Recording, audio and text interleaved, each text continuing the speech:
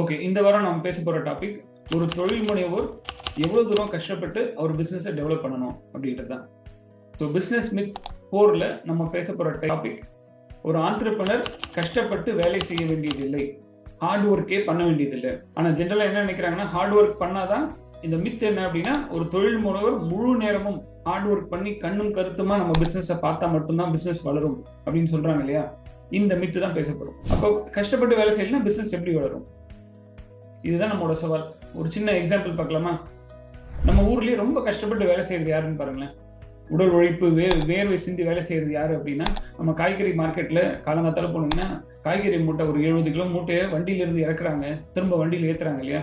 அவங்கள சொல்லாமா, நல்ல ஒரு 12 மணி உச்சி வெயில்ல கன்ஸ்ட்ரக்ஷன் ஒர்க்ல செங்கலையும் சிமெண்ட் மூட்டையும் தூக்கிட்டு போறாங்கல்ல, ஒரு மாடி 2 மாடி ஸ்டெப்ஸ்ல ஏறுறாங்க இல்லையா, அவங்க கஷ்டப்பட்டு வேலை செய்யறாங்கன்னு சொல்லாமா. கேஸ் சிலிண்டர் 2 மாடி 3 மாடிக்கு ஷோல்டர்ல வச்சு தூக்கிட்டு போறாங்கல்ல, அவங்க கஷ்டப்பட்டு வேலை செய்யறாங்கன்னு சொல்லாமா.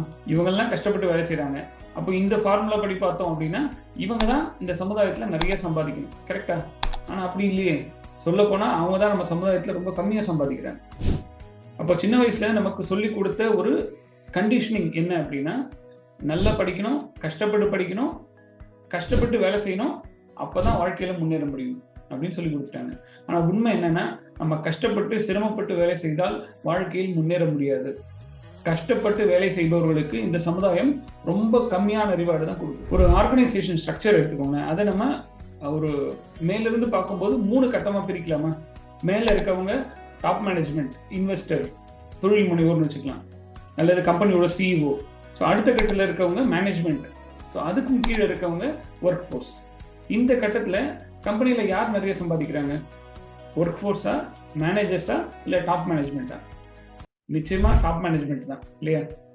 அப்போ நம்ம இந்த ஃபார்முலா படி பாருங்களேன், கஷ்டப்பட்டு வேலை செய்யணும், கஷ்டப்பட்டு வேலை செய்யணும்னு சொல்றோம்.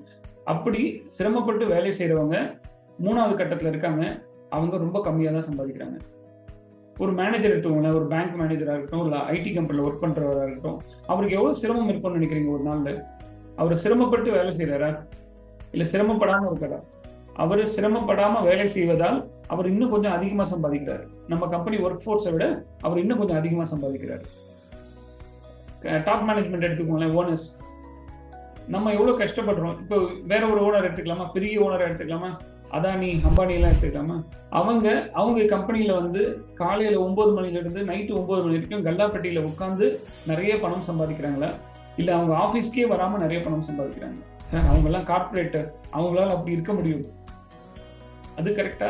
இல்ல அவங்க அப்படி இருக்கிறதுனால கார்பரேட் கம்பெனியை வளர முடியுதா? அப்போ அவங்க கஷ்டப்படுறதே இல்லை, அவங்க பிசினஸ்ல வேலை செய்யறதே இல்லை, அதனாலதான் அவங்க பிசினஸ் வளர்ந்துட்டே இருக்கு. அப்ப நாமும் நம்ம பிசினஸ்ல காலையில இருந்து சாயங்காலம் வரைக்கும் ஒர்க் பண்ணிட்டு இருந்தோம் அப்படின்னா நம்ம பிசினஸ் பெருசா வளராது.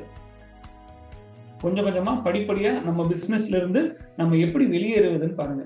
ஒரு சிஇஓக்கான வேலையை மட்டும் பார்த்தா போதும், ஒரு ஒர்க்கருடைய வேலையோ ஒரு மேனேஜருடைய வேலையோ பார்க்கணும்னு அவசியம் இல்லை.